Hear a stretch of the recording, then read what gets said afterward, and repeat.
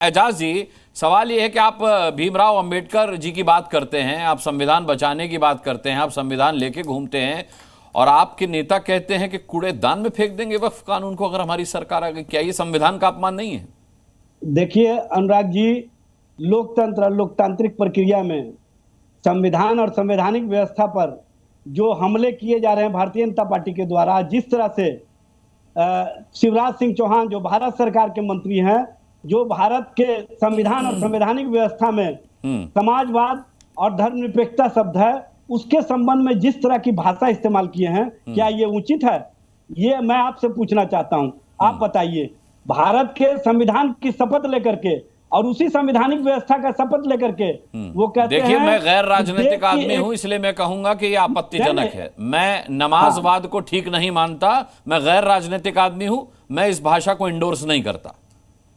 मैं इसको आपको बताता हूं।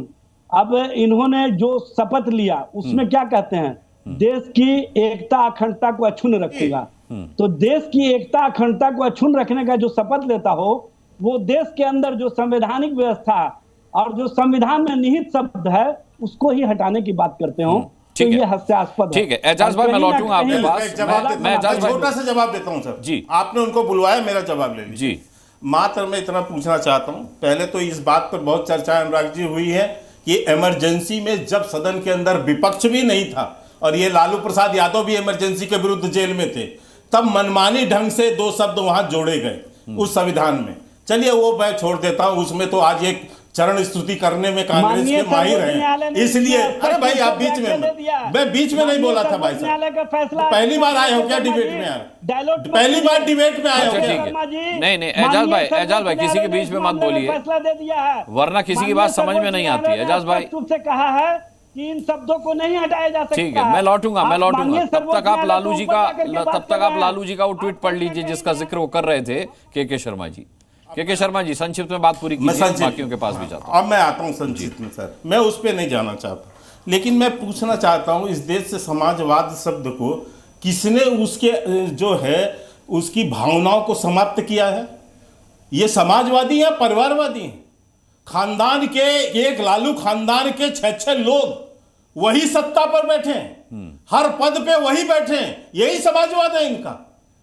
बीबी उनकी निर्वाचित, बेटा निर्वाचित, बेटी निर्वाचित, सब कोई उसमें, यही अखिलेश यादव का हाल है। पूरे खानदान के 20-22 लोग। एक मिनट भाई, आप मुझे बोलने दीजिए सर, ये समाजवाद है क्या? आपके साथ जो होता है अब नहीं होता है। आप देखिए अनुराग जी कैसे डिबेट होगा, अनुराग जी कैसे डिबेट होगा? आपके कल्याण सिंह जी के पोता राजनीति में, बेटा राजनीति में, मैं आपसे पूछना चाहता हूँ, राजनाथ सिंह के लड़के में क्या एबिलिटी है बताइए? परिवारवाद की झूठी बातें करते हैं। सुषमा स्वराज की लड़की में क्या एबिलिटी है? सात सिंह वर्मा के लड़के में क्या एबिलिटी है बताइए? ठीक है, बात पूरी। चलाना बंद करिए आप। ठीक है, हो गया। झूठ की दुकान चलाते हैं भुवन जी अच्छा ठीक है भुवन जी, हो गया, आपने काउंटर दे दिया। अब के शर्मा जी की बात पूरी हो जाए, बाकी मेहमानों का भी रुख करना है। अरे भाई एजाज भाई बारी आने पर मैं आऊंगा। देखिए दोनों कैसे भोंकना चालू हो गए। नहीं ये गलत बात ना। के शर्मा जी, ये इसकी जरूरत नहीं थी। के शर्मा जी इसकी जरूरत नहीं थी। के शर्मा जी इसकी जरूरत नहीं थी, इसकी जरूरत नहीं थी। चलिए ठीक है, राशिद शरीफ का रुख करता हूँ, फिर विनोद बंसल जी के पास आता हूँ। एक बात कह के अपनी बात समाप्त करता हूँ मैं, एक बात कह के। नहीं मैं आता हूँ, के शर्मा जी आता हूँ, के शर्मा जी आता हूँ। अच्छा ठीक है, के शर्मा जी मैं आता हूँ। के शर्मा जी, राशिद शरीफ साहब, दूसरी बात ये मुझे समझा रहे हैं कि धर्मनिरपेक्षता। मैं पूछना चाहता हूँ कि जब निहत्थे राम भक्तों को गोलियों से भून दिया आपने, ठीक है, निहत्थे राम भक्तों को गोलियों से भून दिया, ये कौन सी धर्मनिरपेक्षता है? जब सिखों का नरसंहार किया गया यहाँ, तब कौन सी धर्मनिरपेक्षता है? ठीक है, बताइए लोग। ठीक है, आते हैं कौन सी धर्म। मैं आता हूँ के शर्मा जी आपके पास आता हूँ। राशिद शरीफ, अगर समाजवाद को नमाजवाद, अच्छा ठीक है, अगर समाजवाद को राशिद शरीफ जी नमाजवाद कहना आपत्तिजनक है, तो क्या ये कहना आपत्तिजनक नहीं है कि हमारी सरकार आएगी तो वक्फ कानून को कूड़ेदान में डाल देंगे? अनुराग जी, पहली बात तो नमाजवाद जो बात करे हैं, ये अखलाक से गिरी हुई बात है। अरे आप आपकी लड़ाई है सर, वो भी हिंदू ये भी हिंदू, इसमें नमाज इधर आ गया, नमाजवाद किधर आ गया।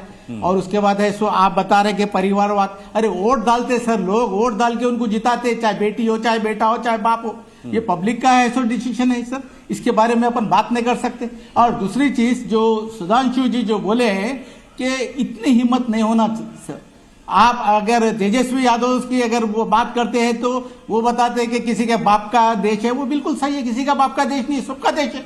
अगर कोई बताते कि बाबा बागेश्वर साहब की बहन जो है उनके लिए मुसलमान पैसे देके शादी कराता है, आज इतने बड़े तो आज व्यक्तिगत टिप्पणियां किसी पर नहीं। वक्त सर मैं बताया वक्त अल्लाह, सर अनुराग जी वक्त अल्लाह की जमीन है, ये सबको मालूम है, किसी भी कोई भी आप उसमें इन्वॉल्व हो नहीं सकते।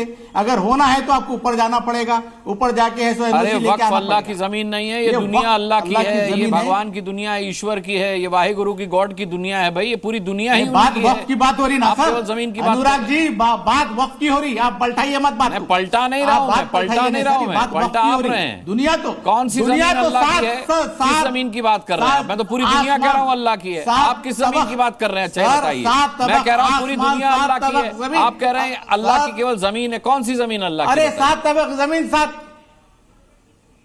अरे सर 7 तबक जमीन 7 तबक आसमान सब अल्लाह के, सब अल्लाह के हैं, कौन इससे इनकार कर सकता? पूरे आदम की औलाद है।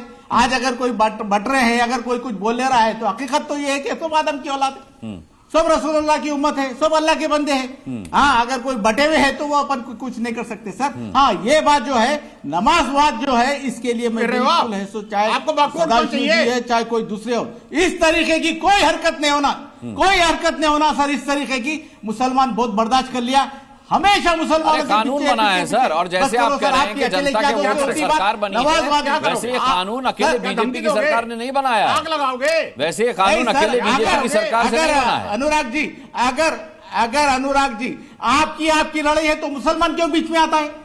अखिलेश यादव की अगर सदाशिव की कुछ बात है तो नमाजवाद क्यों बीच में आता है? क्यों मुसलमान बीच में आता है? क्यों नमाज बीच में आती? बताइए आप। अरे आप लड़ लो भाई साहब, तेजस्वी यादव अगर कुछ बोलते तो आप उनकी बात करो, नमाजवाद बीच में कहां से? ठीक है।